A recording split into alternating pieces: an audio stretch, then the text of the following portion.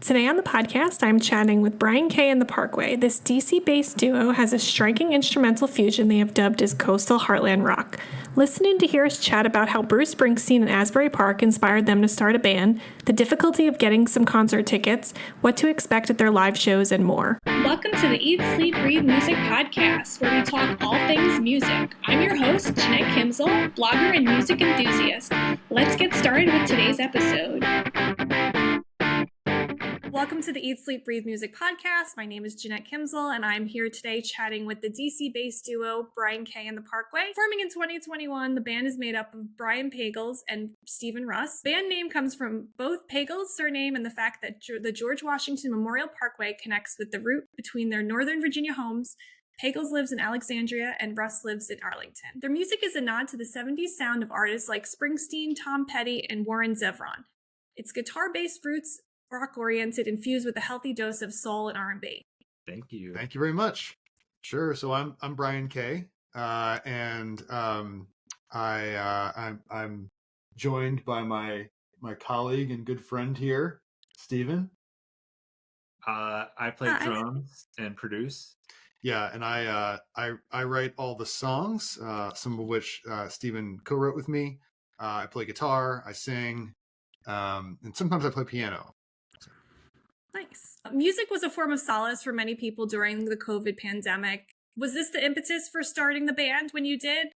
It predates COVID a little bit, just in the sense that I had some material that I was working on before the sort of COVID lockdown started. But it was almost immediately prior to that, I think, that I sent the first track, which is the title track for the album that's coming out, Killing the Bear. I sent that to Stephen and I said, he's been asking me for years to work on a solo album, what was originally framed as a solo album. And I said, I think I finally have the core song that is going to kind of be the theme or set the theme for this entire album that I'm thinking about. And what do you think? And I think he said it was like, okay, or something like that. I did. I was like, this seems fine. You probably have better songs.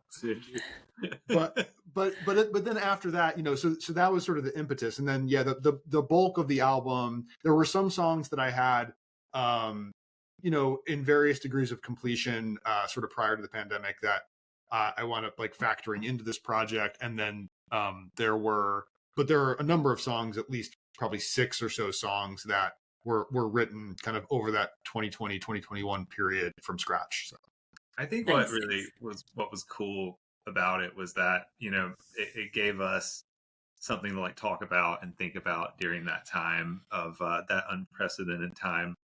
And it was kind of like, hey man, yeah, next month we'll be able to get the band together. And then the next month we can get the band together. And then eventually we were like, you know what, let's just like put these songs away for a while and come back to them. And honestly, you don't normally get that opportunity, right? Like as a musician, you just kind of keep creating and then you put it out. And this was like, let's shelve it. And, when we pulled them back out, we were like, this is really worthwhile. Let's do it. Yeah. That's great. So both of you guys have a pretty diverse range of musical inspirations. Are there any specific moments or songs that served as a defining influence in your musical career? Ooh.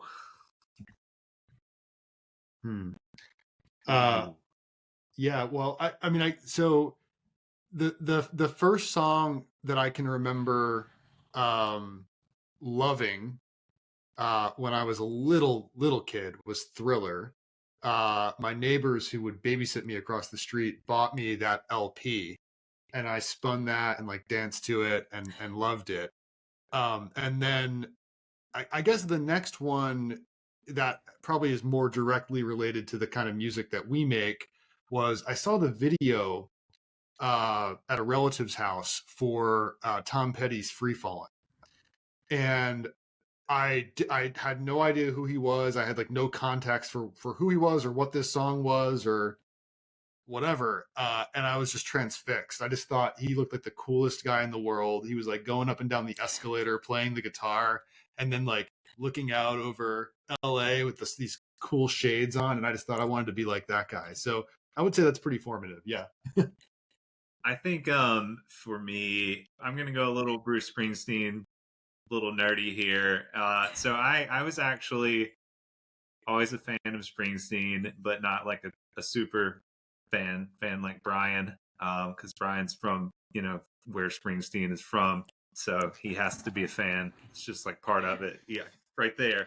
Um, and Nice. it was after I met Brian, and I'm sure we had talked about Springsteen a little, and it was like July 4th, and I was just like chilling at home on July 4th and cracked open a beer, and I found the Hammersmith Odeon like video on YouTube from like 1975, and Springsteen gets on stage and like very clearly does not really want to be there, and then just like belts out to me the best version of Thunder Road that has ever existed.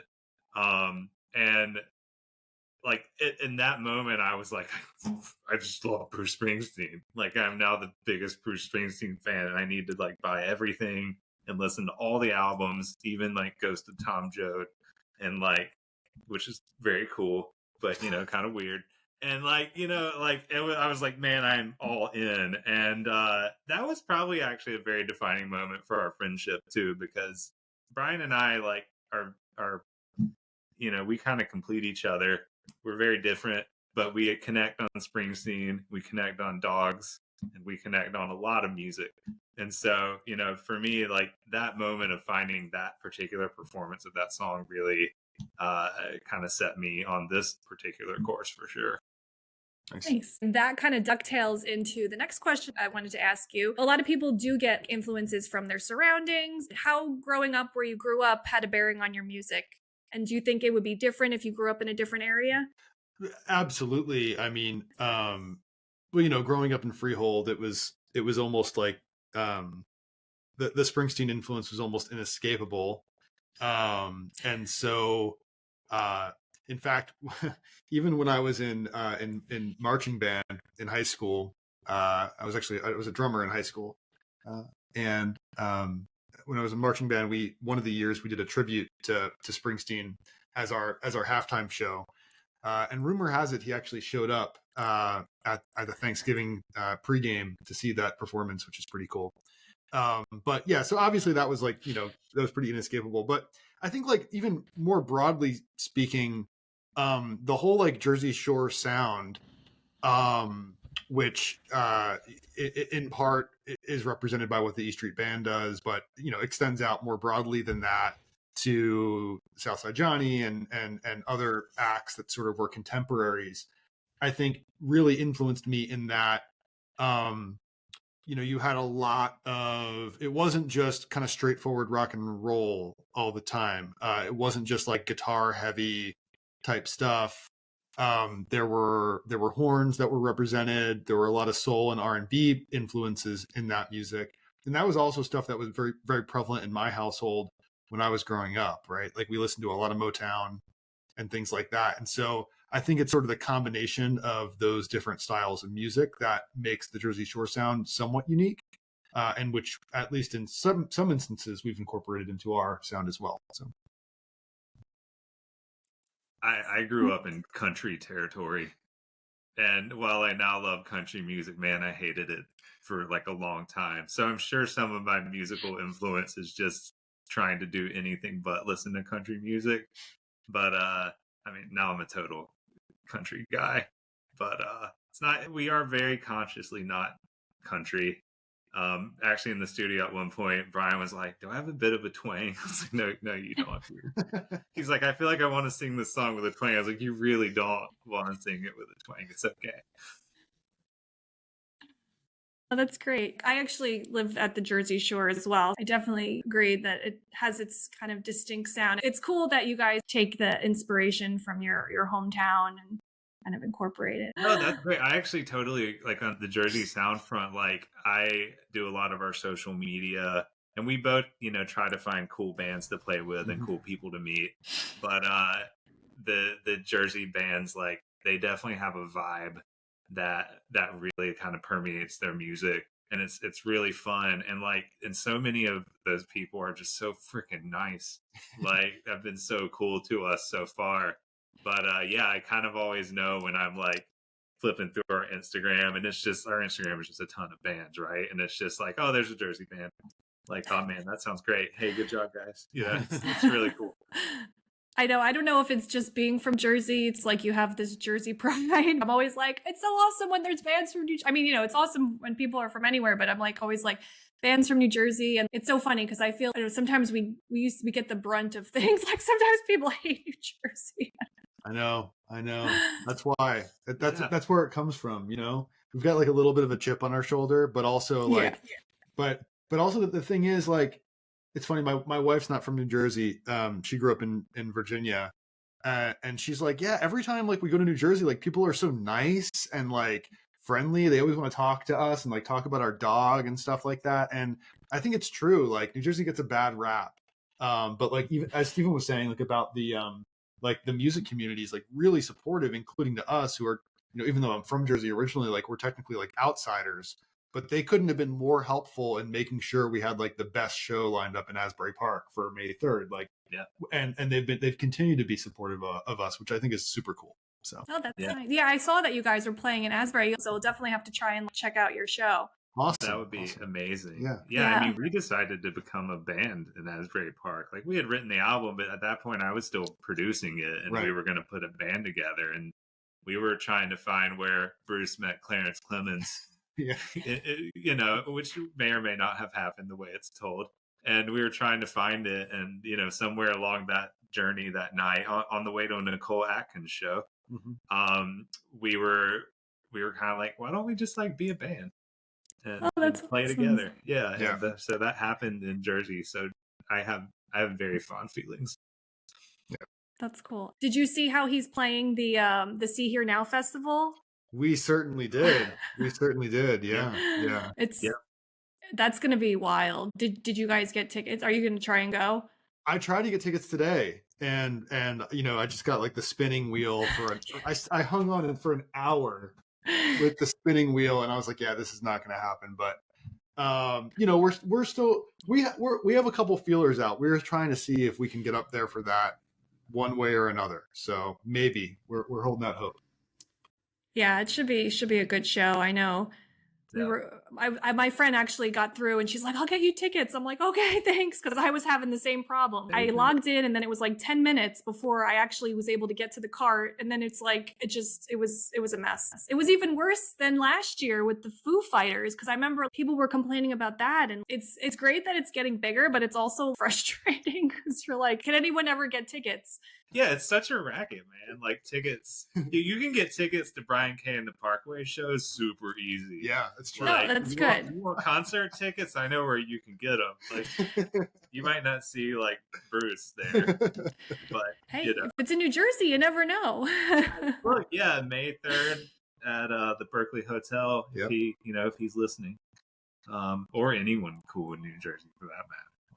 Ticket stuff is so difficult. I'm extremely concert ticket savvy. Like I'll do all the stuff, right?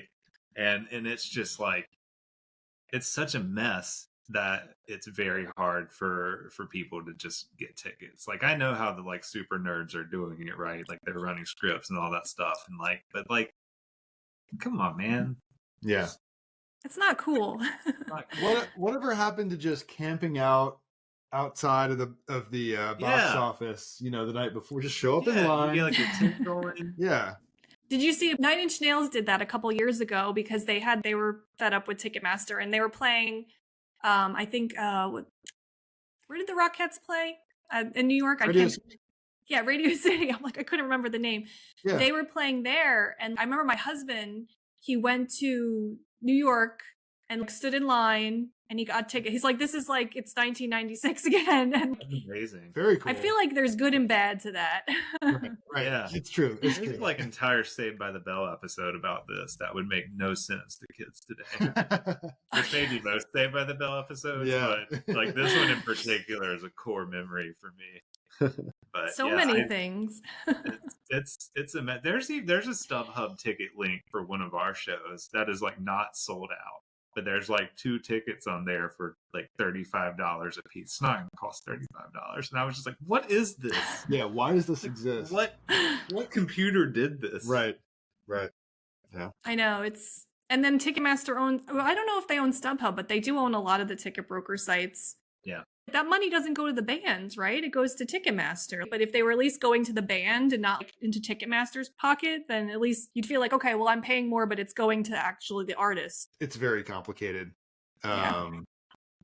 I've been hearing about recently, maybe you told me this, like even like big bands that you would think, you know, household names, they'll plot out an entire tour and they essentially are banking on like almost all the shows selling out.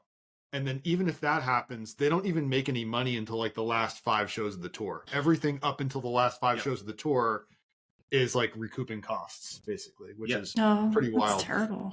Yeah. It's a mess, and that's why like COVID like really like screws up stuff for bands, like because it happens later, and then it's like, well, those shows are just gone where you make the money. Right. I don't know. It's rough out there. Why are we doing this? I quit. I have other things to do. We do it because we love it. So do they. Oh, right. Okay. You know, Yeah. I mean, there's real community around music that doesn't exist around anything else. That's true. And it does work better when people come to the shows, and when people who love the music can come to the shows. Yes. Which is where I really get kind of frustrated about all the ticket stuff. Yeah, but again, no problem. Anyone who wants to can get tickets to our shows. Yeah, and they're reasonably priced, and everyone will have a great time. Well, going back to your latest single, Straight Through, features vocals from singer and bassist Kat Popper. So how did this collaboration come about, and what do you feel Kat brought to the song that enhanced its message and overall sound? Yeah, it came about in the most surprising way possible to me, which is I thought to myself, wouldn't it be cool to sing a duet with Kat Popper? Because I've been a fan of hers for like 20 years now. And I've always really loved her voice. Back, you know, she's known in the industry as a bassist, and she's a phenomenal bassist. But the first time I was actually drawn to her, or like knew who she was, I learned about her from her harmony singing. And then recently I'd heard and some of her own material that she's been releasing. She has a couple singles out that you can find as well, and she's just got a great, very distinctive voice. And so I basically just filled out a form on her website and said, hey, which, like, you know, anyone who's ever done that sort of thing before, like the expectation is probably like, I just won't hear anything and that'll be fine. it's going to spam. It's going into a black hole and like whatever, like that's fine. And in an hour she wrote back to me and had listened to the song and was like, I love this song and I'd be happy to do this. Let's talk about it.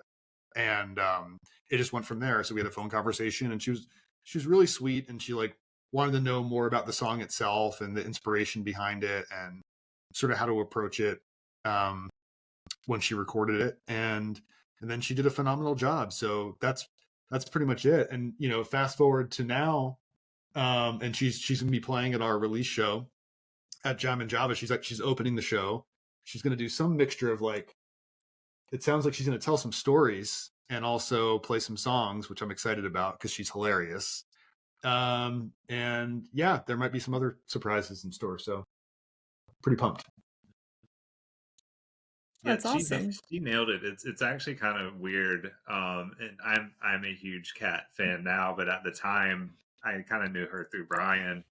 And you know, you get someone like that on a song, and like, I mean, I've produced a bunch of albums, but I haven't produced any albums, you know, with like, you know, that like Willie Nelson played on, or, you know, and so I'm like, well, this is great, but like, what if she sends me something and I'm like, oh man, this isn't really what the song needs. And I'm so glad I didn't have to like have any kind of conversation like that. Like she just knocked it out of the park, which of course she would have, right? But as a producer, you're just kind of like, well, like, I don't know, like, and I'm responsible, like Brian has me here to like help make these things sound amazing. And now that I am getting to know her, I'm like, oh, that would have been totally fine, like if I had to like chat with her about some part of it, but she killed it. And to me, it's cool, like, because to me, a lot of this band is kind of the story of me and Brian. It's like friendship, and I'm not like much of a singer. I do it okay, and so it's very cool to have like a duet on the album that has like someone else's voice on there, because it, you know, it that's kind of what we're doing. It's kind of a duo thing with a lot of other cool people involved, and the song is about just kind of navigating difficult stuff with your friends and trying to find the next cool thing. And the playfulness in her voice really like brings a lot of that home to me. It makes it fun while also, you're going through some tough shit. And it's cool to have her on there, especially for that. It's a cool like duality between the two different vocalists, and just a nice kind of upbeat and kind of good feel good song. Yeah, thanks. Yeah. She's freaking hilarious.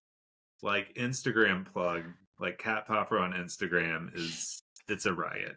Yeah. Follow her. A lot of memes. Yeah. It's really check good. that out.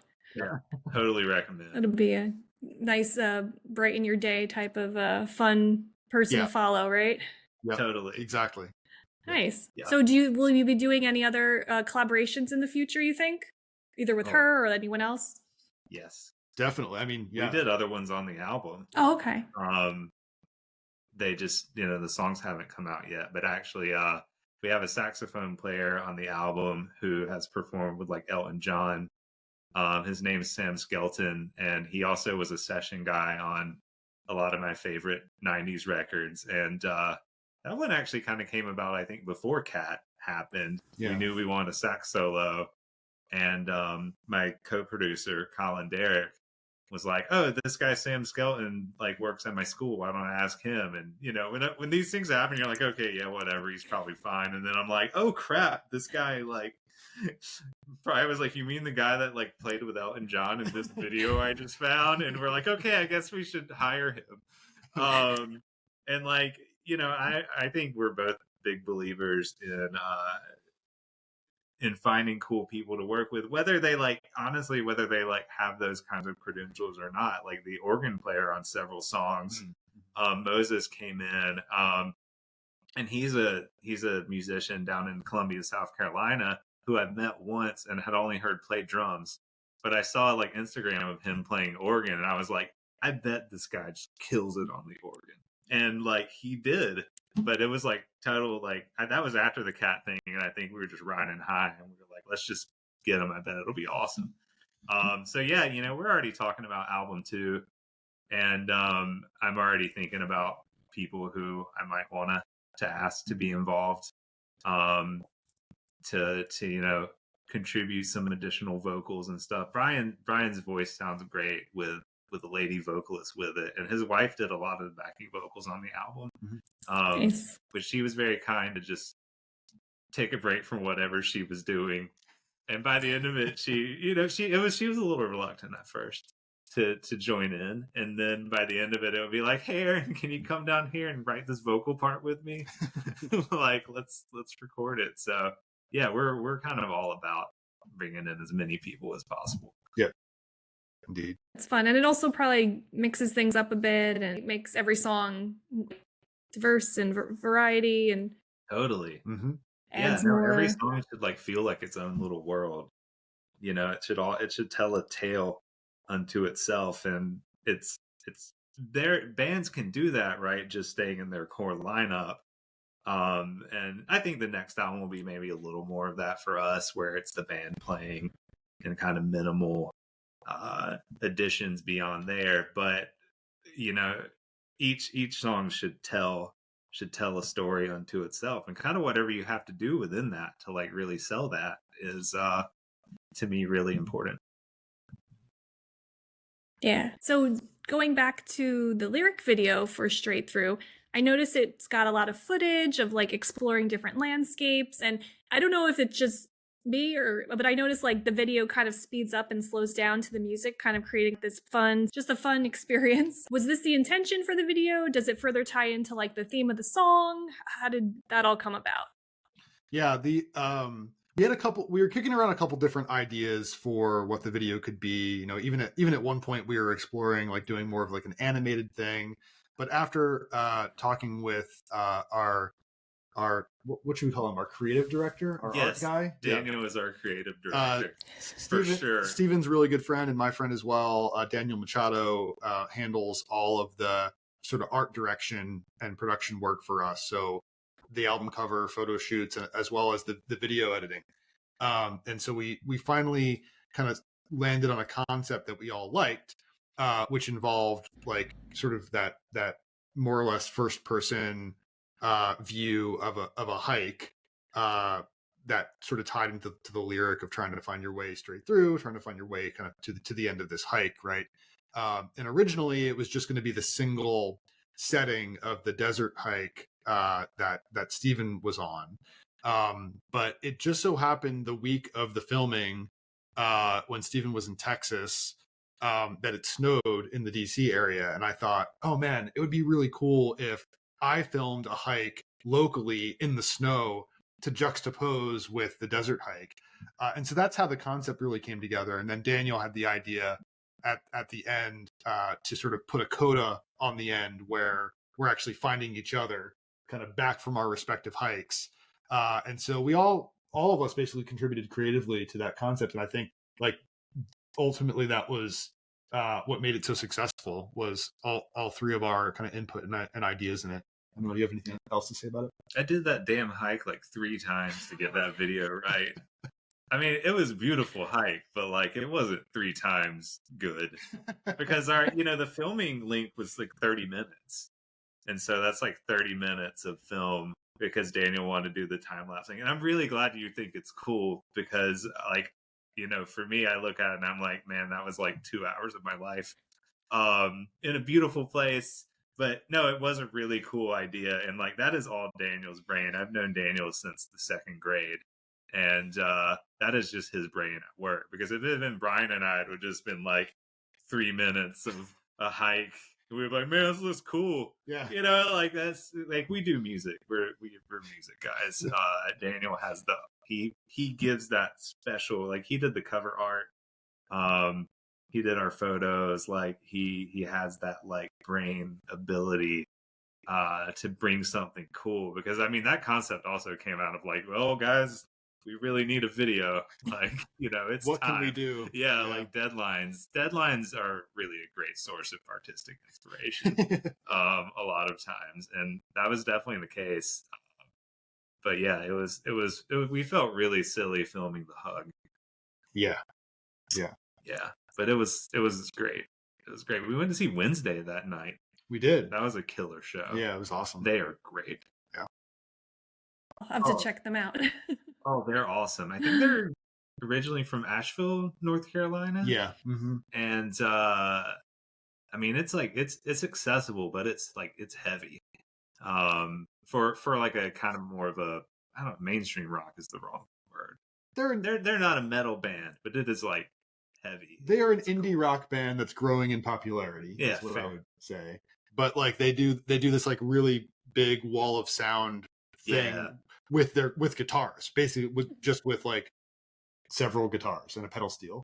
Yeah, there's a little pedal steel. Yeah, so it's pretty accessible because there are songs there, but it is like a heavy wall of sound behind it. So earplugs are essential, I would say.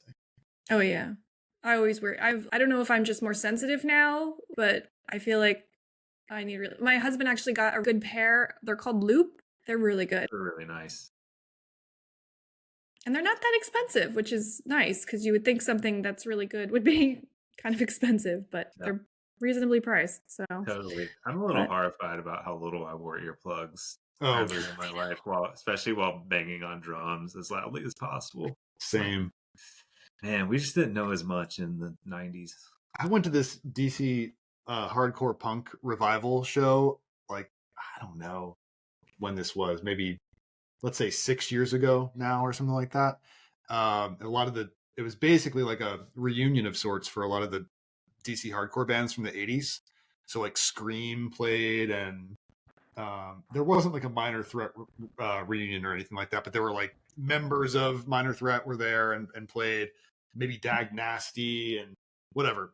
It was the loudest thing I've ever been to. It was at the Black Cat. It was an incredible time. It was like really cool to be part of it, but I was really kicking myself for not bringing earplugs to that thing. Yeah. It's funny how I don't know if it's getting older. Now it's really more noticeable. If you don't wear earplugs, even you're like, I can't deal with this. Yeah. Oh yeah, Definitely. yeah. I saw Rage Against the Machine. Oh man! And then we saw Bruce in the same place. Yeah. And I was like, Rage Against the Machine was about twice as loud as the E Street Band was, and I had pretty similar seats. And I was like, man, this is. I mean, it was amazing, but And then that's only like a third of the people on stage making that much sound. Yeah, it's great. One of them was sitting down. Right. It's a mess. I say that's why the outdoor shows are good, because at least you feel like the sound is kind of going out, not just contained in like one little room. For sure. Oh yeah. True.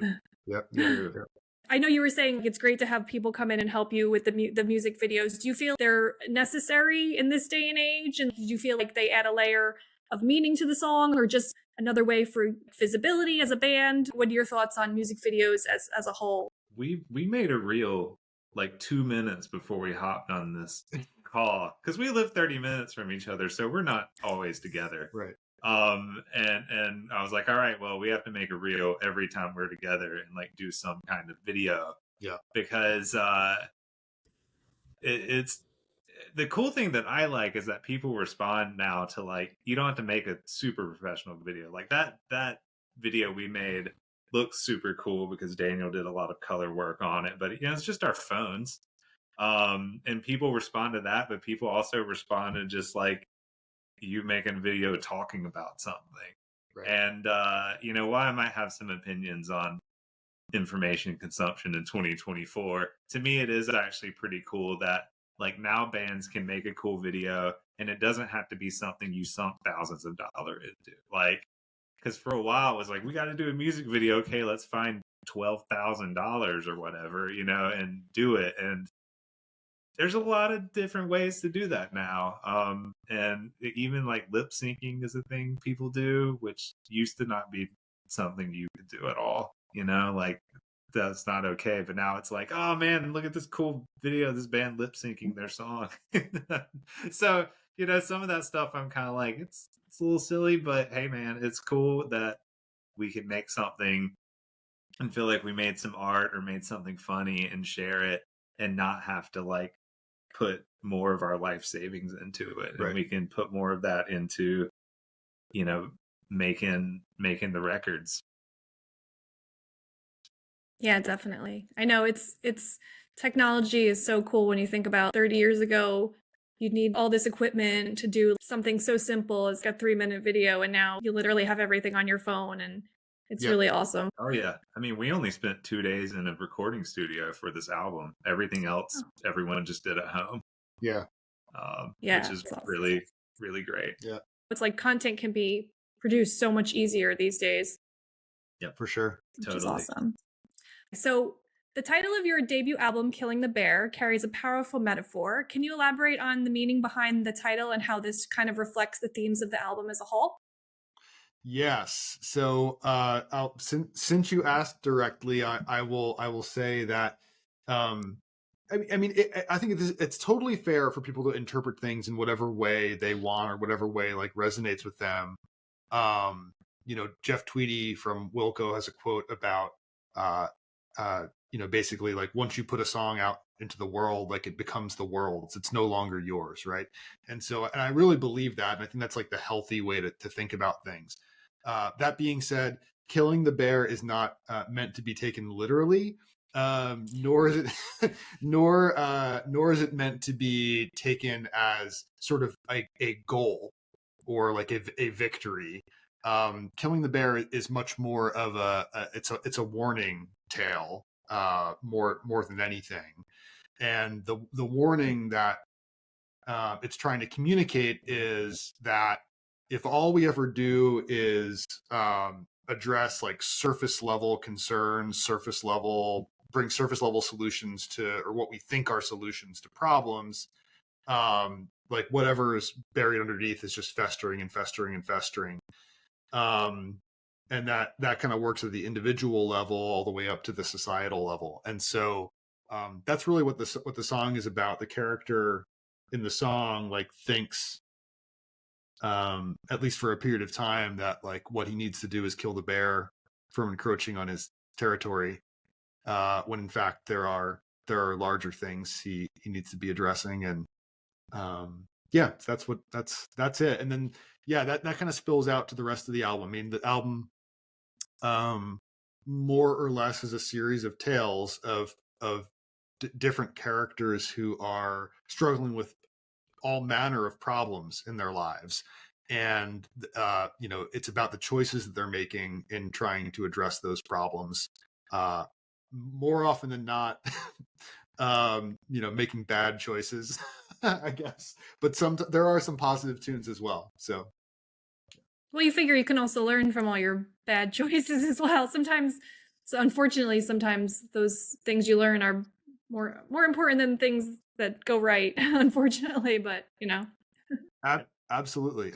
And the thing I told Steven about it when I was telling him about the theme, and as I was developing all these lyrics, is that like I'm not, as the author, the person creating these characters, like I'm not viewing them through a judgmental lens. It's just like, this is just humanity. Like, this is just how we all are. Like we all do these things. We all address kind of the surface. We all make bad decisions. And so it's more about like, yeah, to your point, very well said, like how we learn from those and make better choices in the future. So as they say, to err is to be human. So indeed. So you had taken an inspiring trip to New Jersey during the writing process, visiting the house where Bruce Springsteen wrote Born to Run. How did this pilgrimage influence the creation of your own music, and what aspects of Springsteen's legacy do you find most impactful? I have to say that for us, being such huge fans and that being a thing that like brought us together, and we definitely spent that whole trip listening to like Springsteen bootlegs. Then we get back home, we're like, but we don't want it to just sound like Springsteen. And then it became an internal fight of like, all right, what choices are we making that would be like different than the boss would do? And there was a lot of back and forth on that. And of course, everything is referencing everything else. So Yeah. we pulled from Neil Young, we pulled from Tom Petty, we pulled from some 70s prog greats, we pulled from 90s rock, we kind of pulled from everywhere we could for stuff we like, to find soundscapes. And then there's Little Fires, which is the song that hasn't come out yet. It'll be the song that we kind of launched the album with. And it's straight up the Wildly Innocent and the E Street Shuffle. Like, it is like, man, it's like, it's just exactly that album, all the way down to like the drums and the production, and the horn section and the vocal reverb. And it was a lot of fun to just, after kind of all that, careful stuff, to like really just go for it on one song. And to me, I actually like want this to be like a tradition where we just take a Springsteen album that we both love and kind of pull a song that's exactly that, and then have it be our own song. So that song is called Little Fires, the Parkway Shuffle. And it's a lot of fun, and to me it's also going to be a highlight of the live show. I think as well, which to me is a lot of his legacy. I love a lot of the albums, but there's nothing like going to Springsteen's show. And Brian took me to my first one. We saw the most recent River tour, where he played all of the River, and then played for like 5 more hours afterwards. And to me, like, that really is like every time I go to a show, I want to feel the way I felt during that show. which is like a really high bar for everyone else and very unfair of me. But that's how you want to feel when you're at a concert and experiencing it. So that's what it is to me. Yeah, the only thing I'll add is on Little Fires itself. The reason why I wrote that song in that way, and the reason why we decided to kind of go full on in the direction of like, let's just make this sound like it was an outtake from the Wild Innocent the E Street Shuffle, is because there have been a lot of bands that have been kind of wearing their Springsteen influence on their sleeve over the last 20 years or so, but almost all of them are doing so in a way that is paying homage to like his 80s output. So it's a lot of stuff that sounds like it could belong on Born in the USA, or even a lot of stuff recently that sounds like it could belong on Tunnel of Love. You take a band like the War on Drugs, or someone like that, and a lot of what they're doing, sort of with like drum machines or whatnot, and synth sounds, really sounds like the Tunnel of Love template. But what I didn't hear a lot of was anyone kind of doing early sounding Springsteen, sort of like what I call like the prog soul era of Springsteen. And so I just thought, yeah, wouldn't it be cool if we had a song in our repertoire that did that, which is something that I haven't really heard other, at least modern artists doing. So, yeah. Oh, that's cool. I actually have never seen Bruce Springsteen. My sister's gone to see him a couple times, but I've heard great things and never really listened to a lot of his music until I read that book, and I can't remember the name of the book. And then they made a movie. I don't know if it was Blinded by the Light. Blinded by the Light. Okay, yes. it was. Okay, Yes. It was Blinded by the Light. Okay. And then after that, I was like, I started listening to it and I was like, wow, it is so powerful. And it's neat to have those influences and make them your own, or look at what hasn't been done and incorporate that into your music as well. Yeah, exactly. Just listening to the two tracks, Wind the Clock and Straight Through, they seem to convey different narratives and musical styles. And would you say that the rest of the album is kind of similar with various sounds and stories as well? The album is definitely a pastiche of musical styles that, what I was doing when I was originally working on the demos is I had a pretty good conception of sort of what I was going for on each one. And they definitely were intended to inhabit sort of all of my disparate influences, at least like broadly speaking, within the rock genre. And so yeah, they definitely do each all kind of inhabit their own sound space. But I would credit Stephen and Colin, Stephen's co-producer, who we mentioned earlier, as really doing like amazing work to make it sound like a unified whole. As I mentioned before, like the album's connected thematically, but it could still have fallen apart if sonically there wasn't a connection across these like very disparate kind of at least compositions, let's say. And so I think they did a really good job making it sound like a cohesive thing. Yeah, I guess because since you only have the two tracks out, it's hard to see connections, but then also once you have the whole album out, it'll be easier to see the threads that bind the songs. And sequencing helps with that too. It helps to kind of adjust your ear. We very carefully sequenced it. I'm sure everyone says that, but yeah. I sequenced it while running a lot. Like this was a running producing album for me. Like I would put it on. Like I don't want to oversell that because someone may get it. Like I would never run to this. But I would put it on and go for a run, and it's a bit sequenced to that. Like, and I would run a lot of the same route, and it's 36 minutes, and it really like I would just run to it, and I think that helped give the album a flow. I've never done that before, but that was mostly when I'd listen to all the roughs and listen to everything people were sending me, multitasking. And it really influenced the album though, because there's a real kind of momentum to it, and the album like feel kind of goes through a bunch of different kind of phases. And it I think that there's some connection there that like people wouldn't necessarily know. And then of course when you're making a vinyl, you think about side A and B. And so, yeah, Brian was just getting like text after text from me about like, we can't put this song inside B, it's too long. And like, I'm sorry, that Brian's like, I don't even care about the vinyl. I don't even listen to vinyl. But to me that was like kind of paramount because the songs can be pretty different. But you really gotta bring people through the feel. I'm interested to hear the album and how it would go with although I know you said don't quote you on that one, but Look, no, I don't know. You'd probably be running at a lot of different paces if you really tried to run to it. Okay. I'll take it with a grain of salt then, I guess. Definitely. So what is the next track that you will be releasing?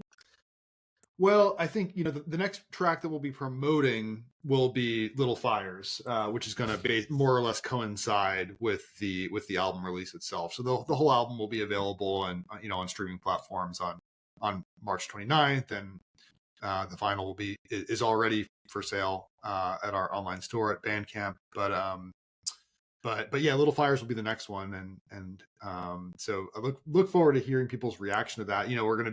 We'll be dropping like effectively 7 fresh tracks on people on a single day, and so I'm sort of curious to see their response to that one. But really everything else, like I suspect it's the kind of album where I suspect a lot of people are going to have different favorite tracks, and I think it'll just be fun to like hear that reaction from people, both in terms of what the feedback they give us while they're listening to the album, as well as like how we experience the audiences at our release show and on our tour, like responding to different songs. I think that'll be really fun to see. I know it's interesting because it seems like sometimes an artist will drop a couple songs before, but it makes sense that since your album's dropping this month that you would throw everything out, not throw everything out, but put everything out close to the release date or on the release date. Yeah, we talked about doing a longer rollout, but I think the album did take us so long to make, and we're kind of itching to get out there and play the songs live, and really wanted to have the album out there when we did that. That we were kind of like, let's just do 2, and let's just like put the whole thing out. And we have video stuff planned for after that. As really everyone should. If you're making an album, you don't want to just put out the album and then just play shows. You want to have some cool stuff coming. Yeah, and we're planning to actually video the Jam and Java show, and like hopefully put out some songs from that in the future and a bunch of other stuff like that. You said you're going to video the show. Are you going to have live recordings as well, or? Yeah, we're going to do video and we're going to get the actual audio and try and pull off a cool mix. If anything, we'll have a 30-second clip on Instagram. We'll have the only good 30 seconds from the show. Just kidding. Well, it's you got all those elements have to work. I've actually never produced anything like this, so I'll be curious. We may have a whole live album. Who knows? Yeah. But I just feel really strongly that anyone who comes to our shows can video anything they want and put it on the internet immediately. It's always kind of a buzzkill when you're at a show and someone's like, hey, I'm going to play this new song, but like, don't video it. I don't like videoing shows, but I'm kind of like, man, that's a moment that's like never going to happen again. And it's cool if someone documents it. To me, that's just my thing. But I also would understand why someone did that. But yeah, people can come to our shows, take video, send them to us. Like, we would love that. There needs to be a balance of videoing, but then not videoing. At least for me, like videoing, I feel like I miss it's not the same experience as it used to be when there was no phone, there was no video camera. They had those disposable cameras that you would take photos with, but it's definitely a different experience. And I find myself like, okay, well, I'll take a little bit, but then I want to try and immerse myself in the music. Yeah, for sure. Totally. Yeah, I mean, Jack White does the like take people's phone things, and I think that's like very specific and cool. He takes like the actual phone, like at the door. Well, not him, but like at the door, they like. That would be legit. No, just line them up. I don't know what they do with them. I've never been to. They bag them, right? I think they check Oh, wow. check them. They check the phones at the Oh, doors. wow. That's fascinating. Yeah. We should I've try only- that at one of our shows. My husband loves this band. I can't think of. They put up a thing. No phones until the last song. It's not a Perfect Circle, but the other band that I can't think of. Tool? Yes, Tool. I'm like, I don't know why it escaped me. Yeah. Tool. Yeah. So there's signs. And some people worry, and the security is like, "Don't use your phone." Then at the end, he's like, "You can bring your phone out now." The last song. That's reasonable. Yeah. Now I like want to know what the last song was though, because they're like, Tool has a lot of killer songs, but there's like some clunkers in there. Like, man, that would be a bummer. See if the last song is just like, oh man, I actually don't really like this song. Oh man, Yeah. now you're gonna you just lost us a bunch of Tool fans. I'm not sure what the K and the Parkway and Tool fans. It's probably like me and my friend Brent. You never know. That's about You it. never know. Some people Yeah. have eclectic taste in music. If you So- live long enough to make multiple albums, you're gonna have some real stinkers in there. Which is normal. So this month, you guys will be hitting the road for your East Coast tour. What are you most excited about when it comes to touring? And are there any spots on the tour that you're really excited about playing? Yeah, I mean, I'm first and foremost just excited about actually getting the songs out in front of a live audience and a bunch of different experiences with different people, and I'm also excited about sort of just how tight the band's going to get from playing that series of shows,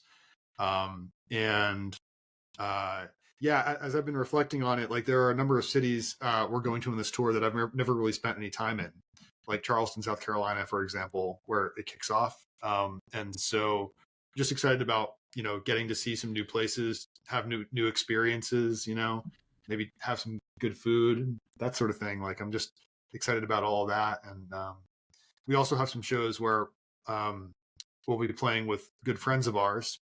So like when we play in Boston, one of my best friends is in a band up there called the Lights Out. We go back like to the fourth grade or something like that, and so it'll be really fun to play that show in Boston. I'm very excited to be going out on the road. Period. I would have told you 5 years ago that like my touring days were behind me, and that it was kind of. I think I even uttered it would have to be something really special to make me want to book shows, period. Because that is, wow, it's a process. And to also, get out on the road and stay up till like 1 a.m. ever again. I was like, that had to be something really special. And Brian is very special. And so, I'm excited to like see some friends, especially in the music community, who I haven't seen, in 7+ years when I haven't been touring down there. I go see my really close friends who live like in the Southeast, but I don't, go down there and, go catch local band shows. Right. Like, and so I'm super excited about that and giving a lot of hugs. And I am really genuinely super pumped to play in Asbury Park because everyone has just been so freaking cool to us there and really welcoming, and it's made us feel really good. And I've also never played there before, so I think that I'm a little fuzzy on if I've ever played in Boston, but I like have definitely never played in Asbury Park. And so I'm really excited to like play somewhere new. Yeah, and I have to check out your show when you guys come to Asbury Park. Totally. Awesome. You can film the last song. That's it. Hopefully it's not a clunker, right? I make no promises. It might not even be one of our songs. Don't they say the close of the cover? Are we doing that? We'll see. I know we're doing that at We don't have David the Java, tour set list planned yet. That's true. It's a good point. It's going to be chaos. Yeah. With the release of Killing the Bear, what do you hope listeners take away from these songs, and what can they expect from Brian K and the Parkway in the future? I hope listening to the music like is a joyous experience for them. Maybe sometimes joyous, maybe sometimes soothing.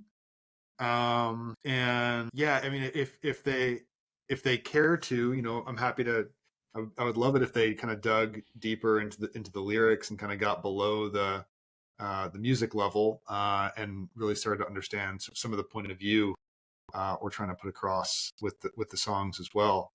But yeah, that's my hope for it. That's pretty much it. I hope our live show, especially, a lot of the material we're working on for album 2, which, you know, because of the way we worked this one, the songs have been written forever. Like, there have been songs happening since then, forever, 4 years. But, you know, that's a long time, right? There are new songs, and there for the tour there's a different band, and I think, you know, I think people are going to want to dance, you know, like, I think people are going to want to move, and you definitely get some of that vibe from the album, but like, we are leaning harder into that as we write new material.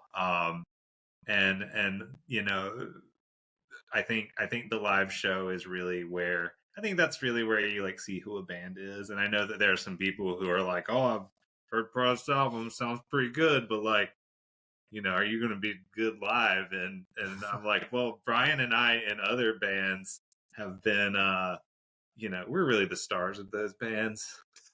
Brian would never say that. No, but Brian and I are both very energetic performers, and you know, have surrounded ourselves with people who just really freaking love to play music, like really love it. And so, you know, I think the vibes are going to be really, really fun, and I hope people just like want to move and get down with us. Yeah. That sounds fun. Now I'm intrigued. I'm more intrigued and excited to check out the live show. Cool. Yes. Awesome. Yes. Hold on. Yes. Eat, Sleep, Breathe Music is about finding new music. So what artists are you digging right now? Ooh. Yes. Awesome. Go ahead. Start. Oh man, can I get my record collection? Go So a couple of recent super bangers for me. Katie von Schleicher, who's a Brooklyn based now, originally from actually near us. She kind of makes really cool indie pop, and her album, A Little Touch of Schmilson in the Night, is a Harry Nilsson reference, and it's referencing an orchestral album he made. And her album is not orchestral, but man, there's like horns and strings kind of all over that thing, and that's a super cool album. The recent Lydia Lovelace album, which was our mastering guy mastered that album, and I kind of got turned on to it because of him, and that's just a super cool album, like super tight, great pop rock songs. And I feel like I shouldn't go more than 3. I really love Taylor Swift. So, like, you know, I also have been listening to a lot of Red, which is not new, but it's like new to me, and my nieces think I'm cool because I listen to it. So, you know, for me, those are kind of 3 that I've been listening to a lot. Oh, and the recent Margaret Glaspie album, Brian got me on that one. Echo the Diamond is fantastic. Yeah. Well, I was going to state Margaret Glaspie, so Sorry. Thanks for stealing that one from me, Stephen. You're welcome. Well, I'll also just say, Stephen mentioned her already in passing, but we're both big Nicole Atkins fans, who's another Jersey born and bred star now in Nashville. And we've seen her several times over the years, including in Asbury Park at the Stone Pony. And she's apparently working on 2 albums right now. So really excited to see what she comes out with. We actually caught a show. This was an awesome show at this very small venue in Richmond last April. It was Nicole Atkins was opening for Amanda Shires on her last album tour, and that was like an incredible show. They had like no business playing the size venue they were playing. It was it was really pretty incredible. We had like a great time and got to hang out and talk with Nicole afterwards. I was actually wearing the same sweatshirt, which is my this is my 90.5 The Night Brookdale Public Radio sweatshirt, and she was like, "Oh man, like that was the first radio station that ever played my music," and then she gave us a free record. So it was cool. Yeah, that's awesome. Yeah. Oh, we also saw Brian Dunn recently. Oh man, yeah. Yeah. Oh man, he's great. He's great. He opened for Sunny War, also great. Mm-hmm. Mm-hmm. I could talk about. I went to like 4 shows last week, so like this is what I do. Yep. I'm all about it. Yep. Yeah, I feel like there's so much music to be discovered, and then sometimes it's exciting, but then it's also overwhelming. But at least now with streaming, you can find things. You don't have to wait for them to. There's good and bad, I guess, because there's some bad things about streaming, but there's good things about streaming. Exactly. Yeah. Exactly. I mean, I get obsessed with albums, so I'll just listen to one album for like a few months, not really listen to much else. I think that's a producer thing, though. It's like I want to know everything about it, and that's so the streaming doesn't do as much for me, right? Like I don't do as much of the mix, but I'm glad people like it. Mm-hmm. Nice. Well, thank you so much. Any last words? No, I mean, I guess just we'll see you on the road. Yeah. Right? Like, come see us play. We want to play for you. Yeah, and We wanna hang out. Yeah, Totally. We have some cool merch. We've been working. Oh on yeah, that yeah. today. We have some. Yeah, We got some sweet. We're very sweet excited with the merch. Yes, We got some koozies coming. Yes. It's fun. Yeah. We're at the point where things are like fun. It's been kind of like we made an album and that was fun, and then it's just like a lot of work. A lot of work, and now we're like, okay, we're like headed towards the like real payoff here. So, yeah, come see us, come hang out with us, come tell me why my Tool opinions are incorrect, like whatever. I'm just excited to get out there and meet music fans, and especially the kinds of fans who will come to the kind of shows we're playing. Like I think they're special people, and they're the ones who teach other people about cool music. And that's one of the things that brought me back into touring was that these are the people who find they're the real taste makers to me. So let's come see us. Well, thank you guys so much for coming on and chatting with me. This was so fun. Yeah, absolutely. Thank you. So much fun. All right. Well, have a good night. You too. Take care. Bye. For more information on Brian K and the Parkway, you can check out their official website, briankandtheparkway.com. You can also like and follow them on Facebook and Instagram at the handle Brian K and the Parkway. If you're looking for more new music, be sure to subscribe to our YouTube channel to get the latest podcast episodes and other artist features. You can also find more music features on our website at www.eatsleepbreathemusic.com. That is EATSLEEPBREATHEMUSIC.com. Thanks for watching, and see you in the next episode. Thanks so much for watching the Eat, Sleep, Breathe Music podcast. To find new music and learn more about what we do, you can check out our website at www.eatsleepbreathemusic.com.